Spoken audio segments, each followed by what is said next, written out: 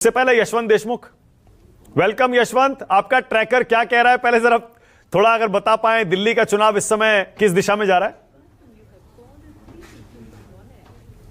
आपने म्यूट किया है शायद यशवंत। उम्मीद कर रहा हूं आपको आवाज आ रही है। हाँ, आ रही है, बोलिए। हाँ जी। ट्रैकर तो मानक बहुत इंटरेस्टिंग लड़ाई की ओर अब इशारा कर रहा है, क्योंकि जैसा कि पिछले कार्यक्रम में हम लोग बात कर रहे थे कि अब देखना ये नहीं है कि किसने क्या घोषणा की है, देखना ये है किसकी घोषणा पे अब ज्यादा लोगों को यकीन है। तो फिलहाल अभी ट्रैकर हमको ये बता रहा है कि पुरुष और महिला ये दो अलग अलग दिशाओं में भाग रहे हैं। पुरुषों के बीच में थोड़ा सा ही सही, लेकिन बीजेपी को लेकर यकीन ज्यादा है। लेकिन महिलाओं में अभी भी बड़ी तादाद में महिलाएं ऐसी हैं जो शायद आम आदमी पार्टी की बातों पे ज्यादा यकीन कर रही हैं। कारण उसका शायद ये हो सकता है मानो कि जिन फ्रीबीज की हमने 10 साल में बातें की हैं, चाहे फ्री बिजली हो, पानी हो, चाहे मोहल्ला क्लिनिक हो, इन सब का शायद जाती जिंदगी में ज्यादा असर महिलाओं की जिंदगी पे शायद पड़ा है।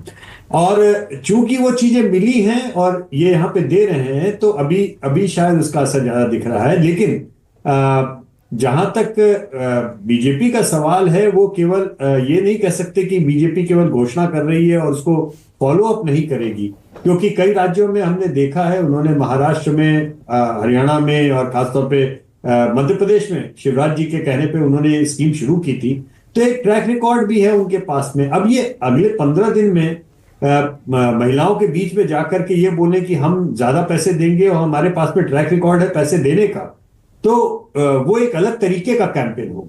तो फिलहाल तो ये है कि पुरुषों में बीजेपी अपने कैंपेन में कामयाब हो रही है अभी तक, लेकिन महिलाओं में आम आदमी पार्टी की कामयाबी ज्यादा दिखाई दे रही। ओके, और ओवरऑल यशवंत, ओवरऑल कौन आगे? एज ऑन टुडे, जो कल तक का डेटा था उसमें आम आदमी पार्टी को अभी भी एज थी मानक। Okay. लेकिन अभी हमारा एक अलग, हम लोग पूरा पैनल चला रहे हैं अभी, उसका एक हफ्ते के अंदर हमको आंकड़े आ जाएंगे, 5-6 दिन के अंदर, जिसमें हम केवल महिलाओं के पास में वापस जाकर के पूछ रहे हैं कि अब जबकि भाजपा का और कांग्रेस का सबका घोषणा पत्र आ गया है, तो अब केवल इस पैसे मिलने की बात का इम्पैक्ट किसके ऊपर ज्यादा है, ये हम अलग से देखने की कोशिश कर रहे हैं। ठीक है। तो वो एक 4-5 दिन अभी और आपको इंतजार करना पड़ेगा उन आंकड़ों के लिए।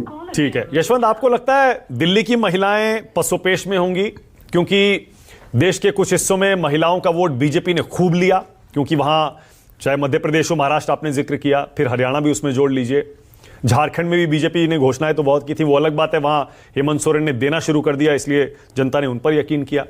क्या झारखंड वाला फैक्टर दिल्ली में दिखाई देगा?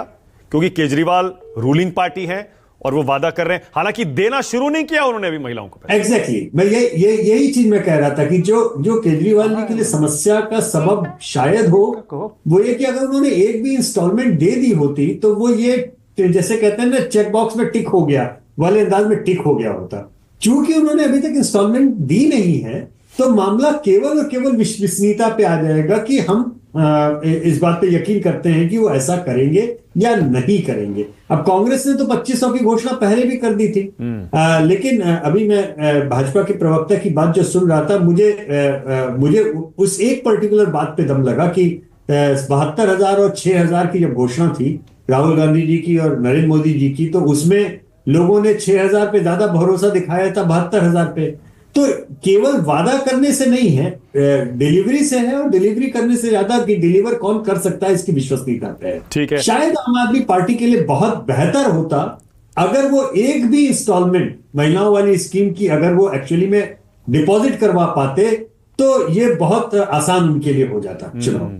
वो अलग बात है कि दिल्ली का स्ट्रक्चर इतना कॉम्प्लेक्स है कि एलजी के रहते पता नहीं वो उनके लिए कितना आसान होता। यशवंत, एक सवाल और, आज रामायण का, रामचरितमानस का मुद्दा भी आखिरकार आ ही गया, हर चुनाव में आता ही है। दिल्ली की जनता के बीच, वोटरों के बीच, ये हिंदू मुस्लिम इश्यूज, राष्ट्रवाद के मुद्दे, जो बीजेपी के स्ट्रॉन्ग पिच के मुद्दे हैं, वो कुछ चल रहे हैं, या फिर वो बीजेपी बस वो अपना जो वोट बैंक होता है एक, उसे बचा कर चल रही है, और बाकी जो असली खेल हो रहा है वो बाकी 60%, 62% वोटरों में हो रहा है? मानक, ये मुद्दे महत्वपूर्ण हैं, लेकिन ये मुद्दे महत्व के उस सीमा तक ही हैं जहां पे लोग कहते हैं कि हाँ, हमारे लिए निर्णायक मुद्दे हैं। ये मुद्दे महत्वपूर्ण हैं, चुनावी मुद्दे से ज्यादा पॉलिटिकल आइडियोलॉजिकल मुद्दे हैं, लेकिन अब ये कोई निर्णायक मुद्दे हो ये कहना शायद ज्यादती होगी। उसका कारण माना कि एक ये भी बहुत बड़ा है कि अरविंद केजरीवाल दरअसल बड़े विचित्र किस्म के अपोजिशन लीडर हैं। उन्होंने इस बात को समझ लिया है कि दिल्ली में मुस्लिम वोट पाने के लिए उन्हें एंटी हिंदू की छवि रखना आवश्यक कतई नहीं। वो रोहिंग्या और प्रो हिंदू वाले लाइन और लेंथ पे जाकर के भी बैटिंग कर लेते हैं, जो राहुल गांधी की टीम नहीं कर पा रही। ये एक अलग किस्म की गुत्थी है, और शायद यही एक गुत्थी है जिसके कारण भाजपा को उस गुत्थी को तोड़ना 10 साल में मुश्किल पड़ा है विधानसभा चुनाव में।